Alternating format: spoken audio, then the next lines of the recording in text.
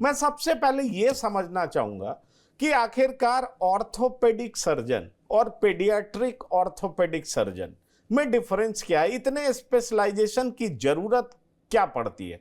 क्या बच्चों के हड्डियों के इलाज में कोई डिफरेंट मैकेनिज्म इस्तेमाल करना पड़ता है? क्या वो डिफरेंट स्टडी है या बहुत ज्यादा स्पेशलाइजेशन की वजह क्या है? फर्स्ट ऑफ ऑल थैंक्स आपके चैनल पे I be talking to about that. So आपका जो क्वेश्चन है पीडियाट्रिक ऑर्थोपेडिक्स अलग कैसे है? पीडियाट्रिक ऑर्थोपेडिक्स नाम से तो लग ही रहा है कि हम बच्चों की बोन एंड जॉइंट डिजीज़ को ट्रीट करते हैं। बच्चों की बोन्स ही जो है वो पर से अडल्ट से अलग हो जाती हैं। कुछ चीज़ें उनमें अलग हैं, जैसे बच्चों की बोन्स ग्रो कर रही होती हैं, अडल्ट की बोन ग्रो कर चुकी हैं, उसके बोन के दोनों ऊपर और नीचे वाले दोनों हिस्से पे ग्रोथ प्लेट होती है जहाँ पे हड्डी लंबी हो रही होती है। सेकंड, बच्चों के बोन में काफ़ी हिस्सा कार्टिलेज का होता है। ओके, कार्टिलेज बोन से कम स्ट्रॉन्ग होता है, स्ट्रॉन्ग या फिर थोड़ा सॉफ्ट होता है।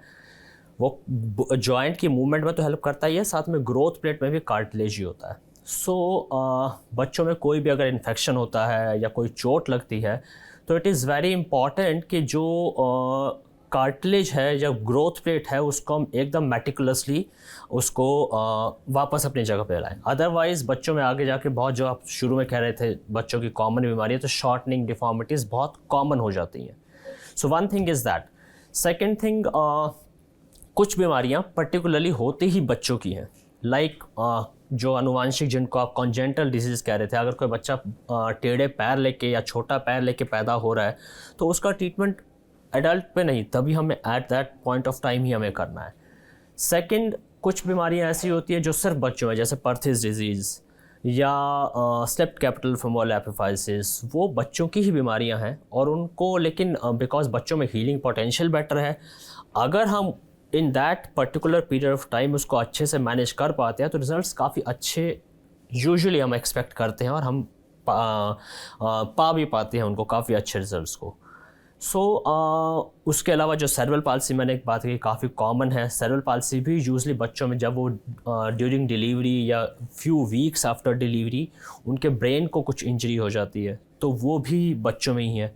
सो इन नटशेल मतलब बच्चों का डिजीज़ स्पेक्ट्रम भी अलग है, बोन की कॉम्पोजिशन भी अलग है और उनकी जो ग्रोथ पोटेंशियल है वो, उसके चलते हमें उसके बोन को अलग तरीके से थोड़ा ट्रीट करना पड़ता है। एंड सेकेंडली, बच्चे थोड़े फॉरगिविंग भी होते हैं। अडल्ट्स में अगर कोई फ्रैक्चर है तो हमें उसको बहुत अच्छे से अलाइन करना पड़ता है, बट बच्चों में क्योंकि ग्रोथ होनी है, आगे जाके ग्रोथ के साथ काफ़ी कुछ हड्डी वो अपने आप ही सीधी हो जाएगी, तो हम काफ़ी कुछ विद इन अ लिमिट हम जानते हैं हम किस बोन में कितना डिफॉर्मिटी एक्सेप्ट कर सकते हैं, तो हम कई बार सर्जरी भी अवॉइड कर पाते हैं, पर्टिकुलरली इन चिल्ड्रन। सो ये कुछ वजह हैं जिसके चलते बोन पीडियाट्रिक ऑर्थोपेडिक डिसऑर्डर बच्चों को हम अलग से ट्रीट करते हैं और उसके लिए हमें ट्रेनिंग भी डेफिनेटली अलग से चाहिए होती है। मैं अपने एक्सपीरियंस से बता सकता हूँ क्योंकि मैं पहले दोनों एडल्ट बच्चों और बच्चों दोनों को करता था।